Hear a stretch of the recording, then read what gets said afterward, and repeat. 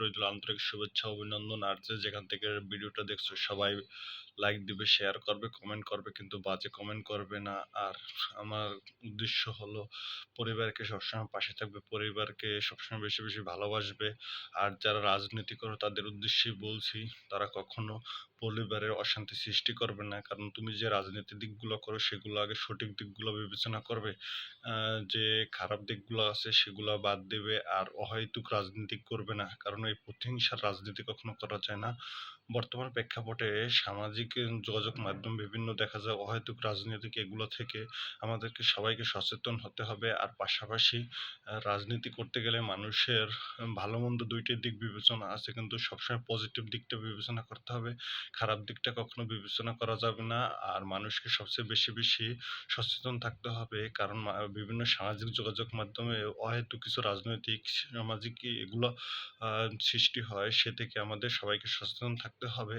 আর যারা রাজনীতি করো তাদের উদ্দেশ্যে বলছি, তোমরা যারা রাজনীতি করো তারা সুস্থ স্বাভাবিকভাবে রাজনীতি করবে, মানুষের মনে কখনো কষ্ট দেবে না, ঝড় বিপদ আপদে সবসময় পাশে থাকবে।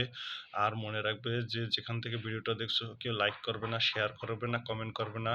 আর আমার একটা উদ্দেশ্য হলো, বর্তমান প্রেক্ষাপটে সরকার পতনের পর আমি নবীনগর 0 পয়েন্টের ট্রাফিকে দায়িত্ব পালন করছিলাম দীর্ঘ 1 মাসেরও বেশি, কিন্তু আমি তো কখনো ক্ষোভের বশত সরকার কোনো সম্পত্তি ধ্বংস করিনি।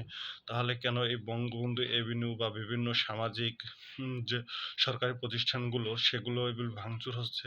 তোমার আমার 2 টাকা 1 টাকা মিলে হয় 4 টাকা, এভাবেই সৃষ্টি হয় কোটি টাকা। আর এই কোটি টাকার বিনিময়ে আমাদের এই সম্পত্তি, আর আমরা এই সম্পত্তি কারণ ধ্বংস করতে পারি না, কারণ আমাদের সবার মনে একটা ক্ষোভ যে ওই সরকার পতনের পরে আমরা তার বিভিন্ন সম্পত্তি নষ্ট করছি। কিন্তু এগুলো তো সরকারের না, এগুলো তো জনগণের। তাইলে আমরা কখনো এগুলো নষ্ট করব না, আর আমরা সবসময় মানুষের পাশে থাকব। আর যেখানে এগুলো বাধা বিপত্তি আসবে সেখান থেকে আমাদের সবাইকে সচেতন করতে হবে। আর আমরা সবসময় বেশি বেশি পজিটিভ দিকটা বিবেচনা করব, কোনো খারাপ দিক বিবেচনা করব না। আর আমরা কখনো সবার মানুষের সাহায্যে এগিয়ে আসবো। আর একটা জিনিস মনে রাখবা, তোমরা যে যেখান থেকে ভিডিওটা দেখছো কেউ লাইক করবে না, শেয়ার করবে না, কমেন্ট করবে না। আর তোমরা আমার চেয়ে জ্ঞানী গুণী বিজ্ঞানী, তোমরাই সবকিছু ভালো, কিন্তু আমি হয়তো এক পাপী তাপী মহাপাপী দুরসার। তুমি আমাকে যদি ভুল ত্রুটি হয়তো ক্ষমা দৃষ্টিতে দেখবে। আর একটা জিনিস মনে রাখবে, এই রাজনীতি প্রতিহিংসা না করা, পরিবারের সবসময় পাশে থাকা, পরিবারে যদি সবসময় ভালোবাসো, পাশে থাকো, তাহলে মানুষকে মূল্যায়ন করতে পারবে। আর মানুষকে মূল্যায়ন করতে গেলে তোমার হয়তো রাজনৈতিক, সামাজিক এবং সবকিছু কর্মকাণ্ড দিকটা ভালো বিবেচনা হবে। আর একটা জিনিস মনে রাখবা, কে কখনো খারাপ দিক বিবেচনা করবো না, কারণ আগুনে হাত দিলে তো হাত পুড়ে যায়, এটাই তো স্বাভাবিক।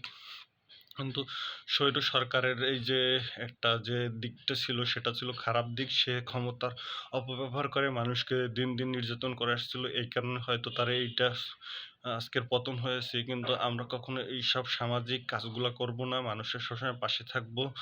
আর মানুষকে সবসময় পাশে থাকবো, বেশি বেশি ভালোবাসবো এবং ধর্মীয় অনুশাসন মেনে চলবো। আর পাশাপাশি আমরা সবাই মানুষকে বেশি বেশি আদর স্নেহ ভালোবাসবো এবং ছোটদেরকে আদর করব, বড়দেরকে সম্মান করব। আর একটা জিনিস, সবসময় মানুষ কখনো ন্যায়ের বিরুদ্ধে সবসময় সচেতন থাকতে হবে, অন্যায় কখনকে প্রশ্রয় দেওয়া যাবে না। আর আমরা যে যেখান থেকে ভিডিওটা দেখছি সবার প্রতি রইল শুভেচ্ছা অভিনন্দন। আর একটা জিনিস মনে রাখবে, আমরা হলো দীর্ঘ 1 মাসেরও 1.5 মাসের বেশি নবীনগর 0 পয়েন্টের ট্রাফিক দায়িত্ব পালন করছিলাম। সেখান থেকে বিভিন্ন সরকারি প্রতিষ্ঠান, তো আমরা কখনো ক্ষোভ বা বশত বা কোনো রাগ বা কারো অহংকার বা এগুলা আমরা কখনো করিনি। আমরা দিনরাত কঠোর পরিশ্রম করে দীর্ঘ 1 মাসেরও বেশি 0 পয়েন্টে ট্রাফিকে জীবনের ঝুঁকি নিয়ে আমরা কাজ করছি। তাহলে তোমরা কেন এইভাবে রাজনীতি করবে যে মানুষকে ধন সম্পদ নষ্ট করবে এভাবে এইভাবে? এগুলো কোনো কাজ করা যাবে না। আর সবসময় যে যেখান থেকে ভিডিওটা দেখছো সবসময় মানুষকে সচেতন করবে, কারণ এখানে আমারও তো ভুল ত্রুটি হতে পারে। মানুষ সৃষ্টির সেরা জীব, তাই মানুষ সবসময় বিবেক আছে, জ্ঞান আছে, বুদ্ধি আছে, তারা সবসময় ভালো বিবেচনা করে। তাই তোমরা কখনো মানুষের অমঙ্গল কামনা করবে না, আর সবসময় বেশি বেশি মা বাবা এবং পরিবারকে পাশে থাকবে। তাইলে আমাদের সবাইকে সচেতন হলে অহেতুক রাজনীতি থেকে আমরা পরিহার করতে পারবো। সবার প্রতি শুভকামনা রইল। ধন্যবাদ।